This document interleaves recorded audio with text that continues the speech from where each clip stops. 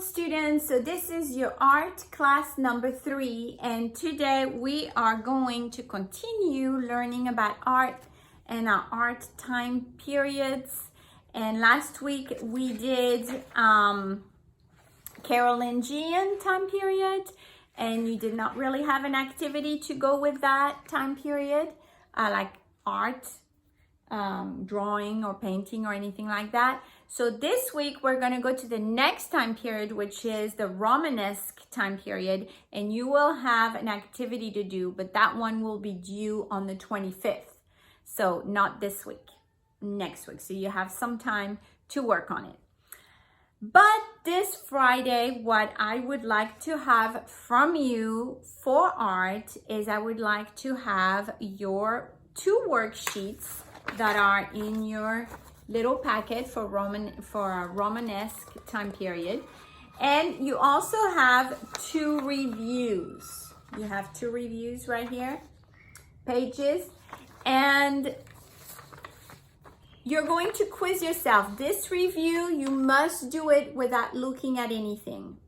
Okay, you must do it without looking at anything. This one also, although I know that some of you are going to get confused with this one, you're not going to know which time period it's from, just try your best. Try to remember some of the things we talked about last year, because most of you is going to be this. So this page,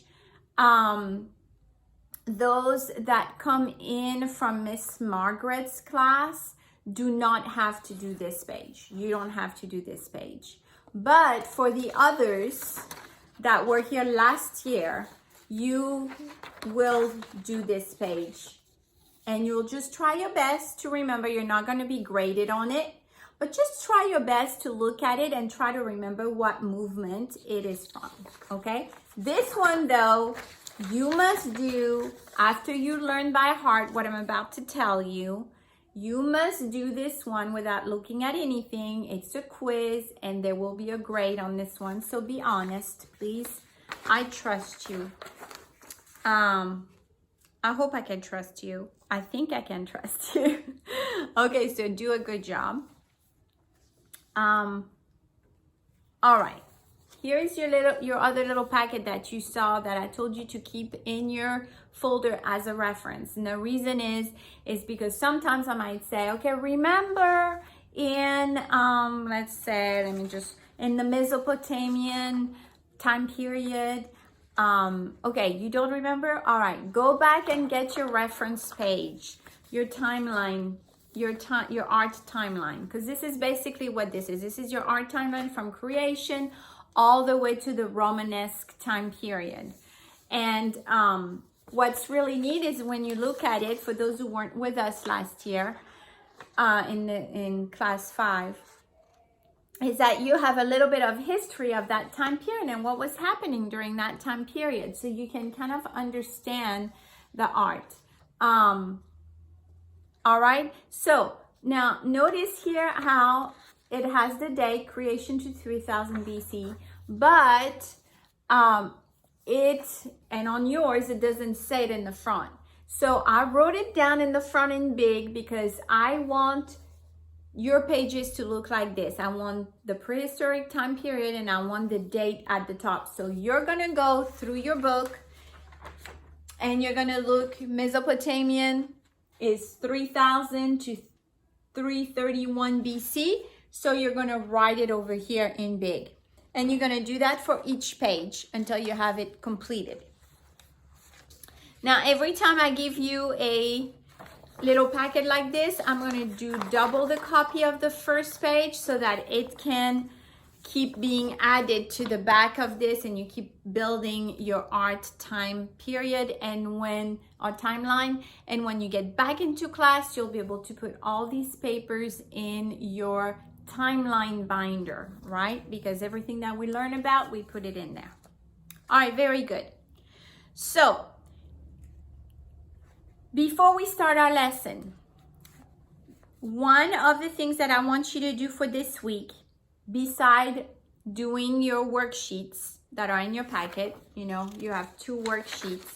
So beside doing those 2 worksheets right here,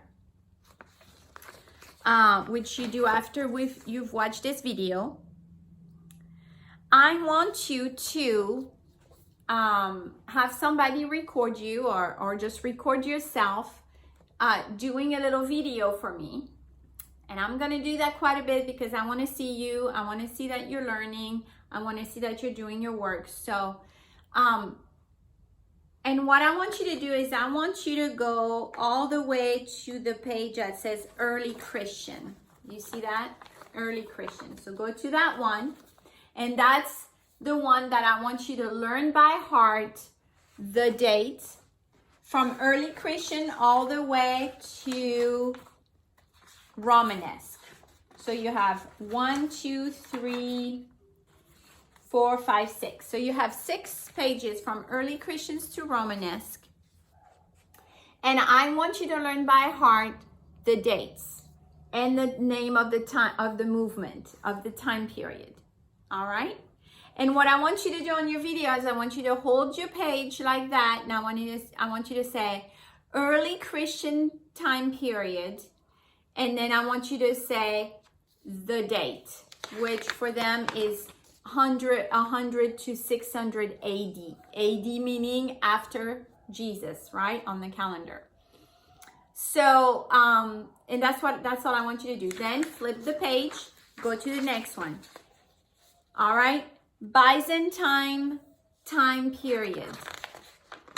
500 to 1453 BC. Or AD, I'm sorry, AD. BC is before Christ. Next. Eastern Christian. 500 AD until the present. Celtic. 500 AD to 1000 AD. Carolingian time period, 750 AD to 1000 AD. Romanesque, 1000 to 1150 AD. And then you're done with your presentation. And the reason why I want you to learn these time periods is very important for you to remember them. And it's very important for you to not only know the dates, but also know the art style, the projects, the things that they made during those days. So I want you to learn the date, and on the video, that's all I want you to do. Just say the movement or the time period and tell me the date.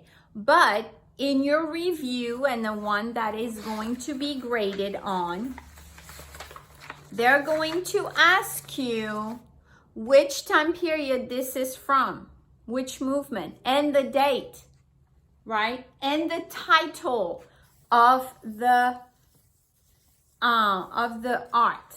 So I don't want you, remember, to look at anything to fill this up, but I want you to have a good grade. So you need to go, when you're learning the date for your presentation for the video, not only learn the date, but look at the name of the art and learn the name by heart, the title of the art. Learn it by heart. Look at it very closely and learn it by heart. And if you want to understand more about that piece of art, you can read in the back, and it explains, there's a little part in there that explains what this is about. Okay? So, remember that. Movement name, title of the art, and the date. Know it by heart from early Christian all the way to Romanesque. That's all. So that's your work, and that's what's going to help you to do your video and to do your review pages. All right, so now on to the lesson. And it's going to be pretty quick, okay? Let's read about the Romanesque period. So go ahead and go to this page right here. Art for pilgrims and crusaders. Roman, Carolingian, and Byzantine art eventually combined to form Romanesque art. Monasteries, what are monasteries? Yeah, they're like churches, right? Oh, before we read this, this is what I want you to do. Let's look at the vocabulary place right here. And let's look at some of the words that you will encounter so we can remember what they mean. So what's a miniature? A miniature is a painting in an illuminated book or manuscript. So if you have a little book and there's lots of painting in it, or a book, it doesn't mean it's little necessarily, but there's paintings or places that are illuminated, little pieces of art that are illuminated. This would be called a miniature. Okay. Halley's Comet, a comet that returns to Earth vicinity about every 75 years. So every 75 years, there's a comet that comes into the Earth vicinity, and that comet is called Halley's Comet. Okay, remember that. Tapestry. A tapestry is a piece of thick fabric that has pictures or designs woven into it. So I don't know if you've ever seen tapestry, but it kind of looks like a rug in a way, right? It's really a thick fabric and it has pictures on it. We usually hang it on the wall, right? You don't put it on the floor, you don't walk on it because it's really well done. Okay, then a psalter. It's a book containing the Psalms, often with other devotional material bound in as well. So a psalter or psalter, I don't know if you pronounce the P, psalter or psalter. You don't say a psalm, you don't say a psalm, you say a psalm. But in French, we say psaume, so we would say psalter, but I think in English, you don't pronounce the P, so it's a psalter. All right, very good. So it's a book containing the Psalms and other devotional material made into a book. All right, let's go back to this page right here and let's continue working. So monasteries were growing and pilgrimages were popular. Therefore, the churches needed to be larger and larger. So semicircular or Roman arches were used. All right, so here we are. Monasteries were growing and pilgrimages were popular. What's a pilgrimage? Well, it has the word pilgrim in it. Pilgrim means to move from one place to another, right? Discovering other places. So pilgrimages were very popular in those days because they were popular because people would want to go visit certain places, namely the Holy Land, right? And is in Israel. And let me read to you a little bit about that. So in the days of feudalism, even before the days of King Richard, King John, and the Magna Carta, the people of Europe became fascinated with the Holy Land. With few roads and limited means of travel, most men and women never ventured far from their home. Only something as significant as a visit to the Holy Land could interest people in traveling great distances away from their family and the land of their birth. When they undertook such a journey, most were forced to walk the majority of the way.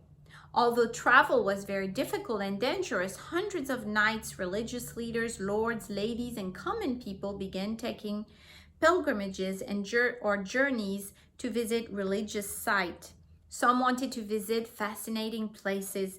Others wanted excitement and adventure. Many believed they would receive a special blessing of physical healing by going on a pilgrimage. Pilgrims traveled across Europe to churches and religious shrines. They viewed relics from significant events and visited the burial sites of Christian leaders and martyrs. One of the most popular pilgrimages was to Rome, the home of the Pope. Do you remember Martin Luther, right? Who took a pilgrimage to go see the Pope, right? Multitudes of pilgrims from every part of Europe made the greatest pilgrimage of all, to worship at the tomb where Jesus had been buried in the holy city of Jerusalem. So see, there was all kinds of pilgrimages happening in those days, all right, to see different things. All right. Spaces above the doorways and on top of columns were filled with fantastic creatures and biblical stories carved in stylized reliefs. So what were they doing? They started adorning basically the entrances of churches, or where the arcs were, you know, above doorways and things like that. So they started really working on making that look really nice and tell stories. The painting and the manuscript illuminations imitated the Romanesque sculpture with stylized, imaginative design. So basically the illuminations were just kind of a reflection of what was sculpted in the archway, in the doorway, things like this. They started doing that also on paper, painting on paper and on the manuscripts, called illuminations. In the Romanesque masterpiece, the Apse of Saint Clement de Toll, which is the front, Christ sits on Judgment Day. So you see this picture right here? Okay. Christ represents Jesus Christ sitting. The Apse of Saint, Christ and surrounded by symbols of the four evangelists. So if you look very well, you have 1, 2, 3, 4. Okay, the four evangelists. You remember their names? Okay, do you remember at the end of last year in our Celtic activity, it was this right here? Do you remember that? The four evangelists. Do you remember who they are? Yeah, good. Matthew, Mark, Luke, and John. All right, so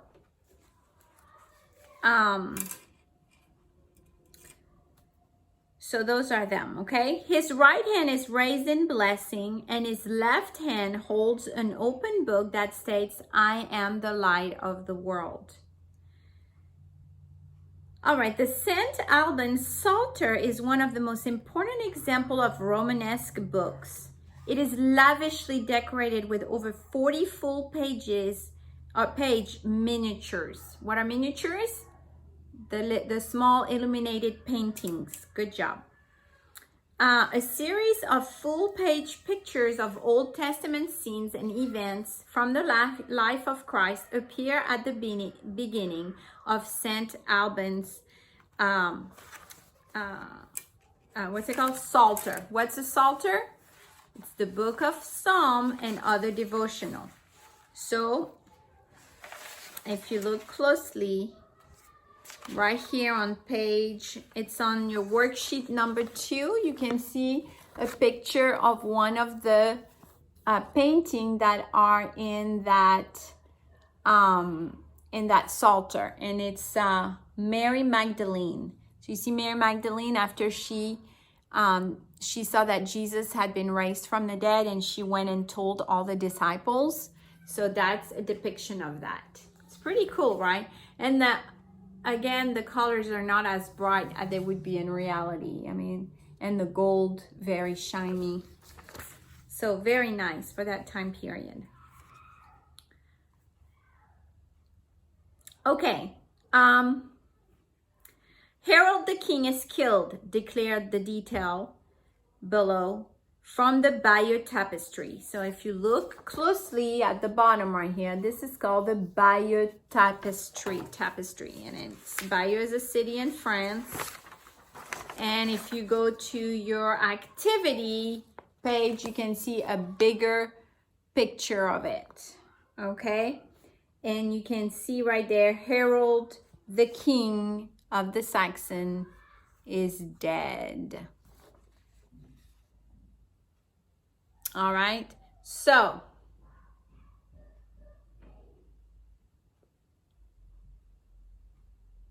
actually, what do you think? Do you think it's this one? Is Herod the King this one, or is it him? I think it's him, actually. I think this is Harold the King because he's killing him. Okay, the other one is killing him. A famous Romanesque work of art that was not made in Bayeux and is not a tapestry. So go figure why it's called the Bayeux Tapestry. But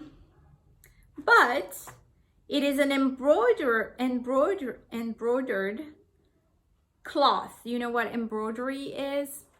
Have you ever seen those cloths where you take a needle and you embroider something, whether it's a quote or it's a picture, and you with thread you just go over the lines and then it looks really pretty and you can even frame it. Embroidery. So it is an embroidered cloth. Tapestry are woven. So the difference is that a tapestry is woven together, you know, interlocking just pieces of cloth that are like this and like this in between. You see, like that and like this, right? And like this. So this is not woven. A tapestry is woven, and this cloth is just embroidered, which means it was sewed in, right? It's over 200 feet long and almost 2 feet tall. So it is very long and very tall. It tells the story of the Norman conquest of England and the Battle of Hastings. It even includes the first known picture of Halley's Comet. So that's kind of interesting. It's got actually a picture of the comet in there. And if you want to Google it online, you can see the different parts of the tapestry, the Bayeux Tapestry online, and you can see if you can find the one that has the Halley's Comet on it. So the Norman conquest of England is, you remember during those times, the Normans, which is, if you look here on this picture right here, you can see the top of France is called Normandy. You know, this is where World War II, D-Day happened, when the Americans, the British, and the Canadians came and basically set France free from the Nazis during World War II. So Normandy is right there by the channel, right? The English Channel. And right above is England. And remember, I told you in French class that there is a train that goes under the sea, the Channel Sea. Whoop, then goes under the sea, and you can actually travel from France to England under sea, right? In the train. It's pretty cool.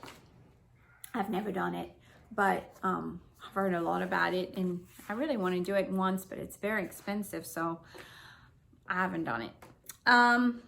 So in those days, of course, there was no train. And let me tell you a little bit about William the Conqueror, because that shows you that art history, while all this was happening, they were making all this beautiful art and everything, a lot of history was going on around. There was a lot of things going on, and actually they depicted in a lot of their paintings Christian ideas, and also things of reality, of their own reality, their own time period, and like when the Normans invaded England. Saxon kings ruled England for hundreds of years. King Edward was the last of the Saxon kings, and when he died, he had no children to inherit the throne. So a battle for the throne of England erupted. Harold, an English nobleman, enlisted the support of France and was crowned king. However, King Edward's cousin, William, the Duke of Normandy, so he was a Saxon, but he was in Normandy. He had become the Duke of Normandy, so he had become a French, which makes me think.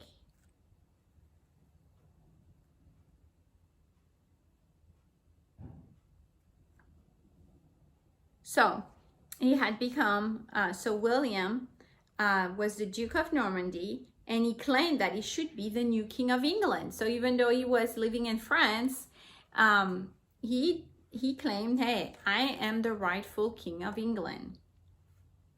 So from his home in Normandy, just across the English Channel, William raised an army to attack England. He sailed from Normandy with 700 ships, a strong army of Norman soldiers, and plenty of weapons and supplies with which to conquer the English army. King Harold's army was ready to defend their new king, but William's forces were much stronger. On October 14th, 1066, the two armies met at the hard-fought Battle of Hastings. At times, it seemed that the Saxons would win, but King Harold was killed and his army scattered. William won the Battle of Hastings and became the first Norman king of England. William, called William the Conqueror, used his army to gain power over the entire country. King William built forts and castles throughout England and gave control of them to his Norman followers, whom he made barons. A few of the Saxons were allowed to keep their land.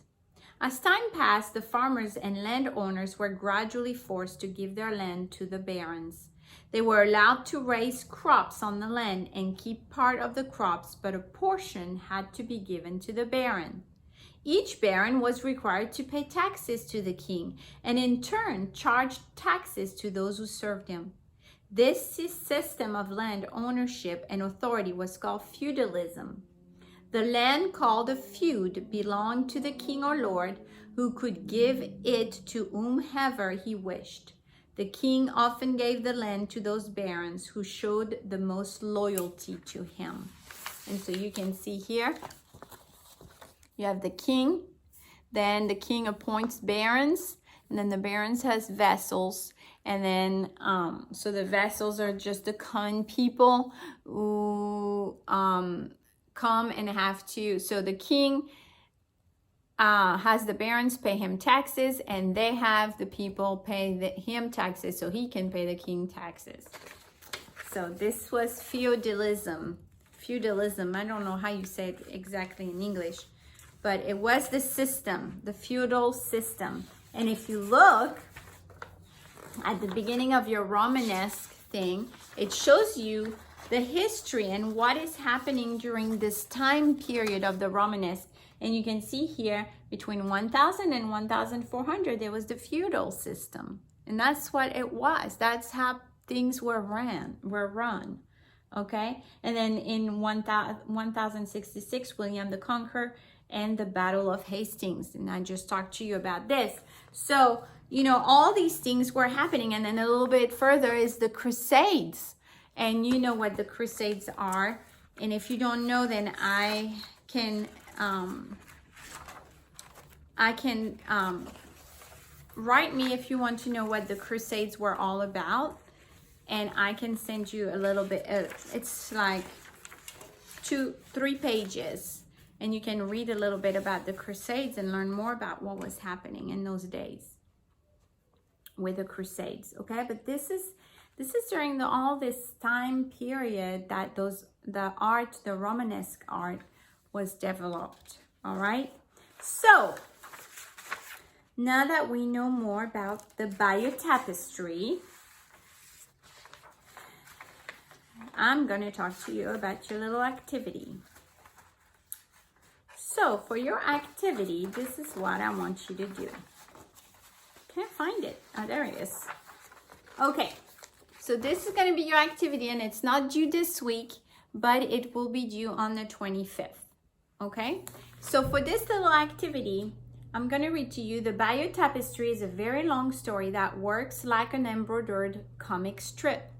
Choose a favorite fairy tale and illustrate it in the style of the tapestry. Now, if you're going to do a fairy tale, try not to follow Disney's fairy tales, okay? We have fairy tale books here. You can make copies of a story if you wanted to, or go online and check out a fairy tale, and I will put on there. I will send a text on WhatsApp that tells you by whom they are written, so you can read a fairy tale and you can depict it. Okay, because Disney changes fairy tales, so you don't want to follow Disney. Disney is not true to fairy tales. It just takes components of the fairy tale, but then it makes its own story, so it's not quite true. Okay, so choose a favorite fairy tale and illustrate it in the style of the tapestry. Take several sheets of 8.5 by 11 paper, which is regular size paper, white paper, and turn horizontally. Draw lines across the top from left to right about 1 inch or 2 from the top and bottom. Then draw the main action of the tale in the space between. Add small illustrations on top and bottom to accompany the story. Then tape the pieces of paper together end to end. Use at least 3 sheets of paper.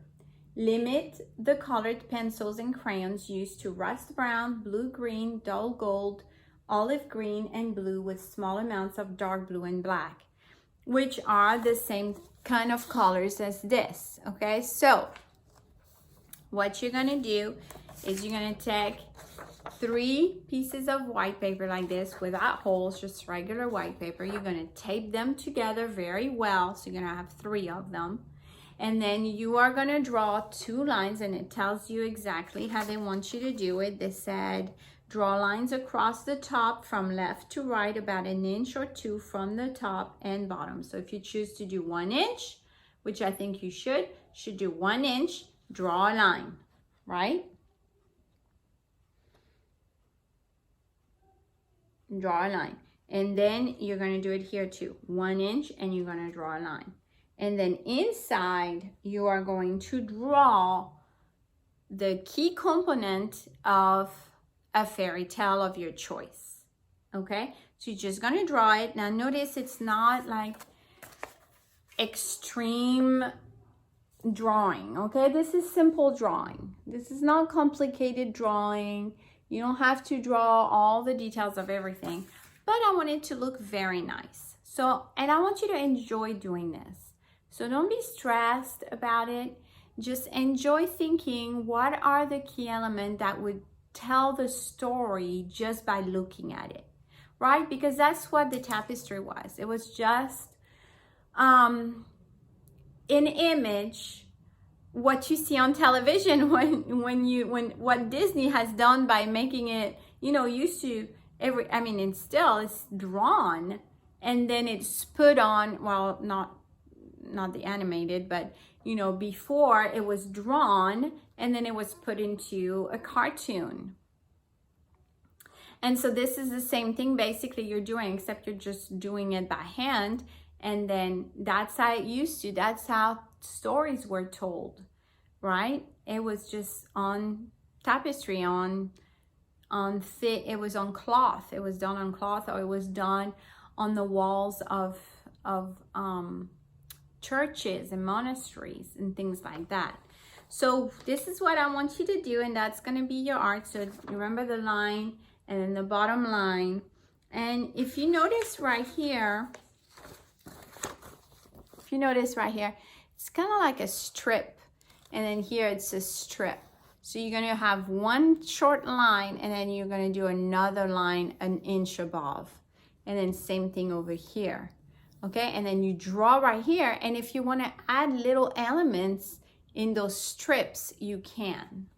Okay, so it's going to be 3 pages long, because you want to have room for what happens at the beginning of the story, what happens, maybe 2 or 3 elements of the middle of the story, and then the ending of the story. So that's pretty much how it will go. So that, and then they want you to color all of that with those colored pencils. So try to find the colors they talk about: rust brown, blue green, dull gold, olive green, blue, and then small amount of dark blue and black. All right, so use those colors. You will be graded on this, so enjoy doing it. Put your heart into it a little bit. And fairy tales are not a girl thing. You know, fairy tales tells of bravery and courage, and you know, you could do Merlin, or you could do, I mean, there's so many fairy tales that you can draw about. And if you have an idea of something you would like to draw about that is not necessarily a fairy tale, you could, you can text me and ask me if that's okay, and I will let you know. But I want you to enjoy doing this. I want it to be fun. I want it to be relaxing. And I know some of you might be scared of drawing. Well, just try, you know, just try. And it doesn't hurt to try. And you can even Google how to draw people online. And there's so many videos on how to draw little people, and you can figure things like that. If your parents are okay with you Googling that. But yeah, so that's your activity. And remember, it's not due this week, it's due next week. So that's it for now. If you have any questions, go ahead and call me, text me. Don't forget to send me your video this Friday, and then this activity next Friday the 25th. Bye, students.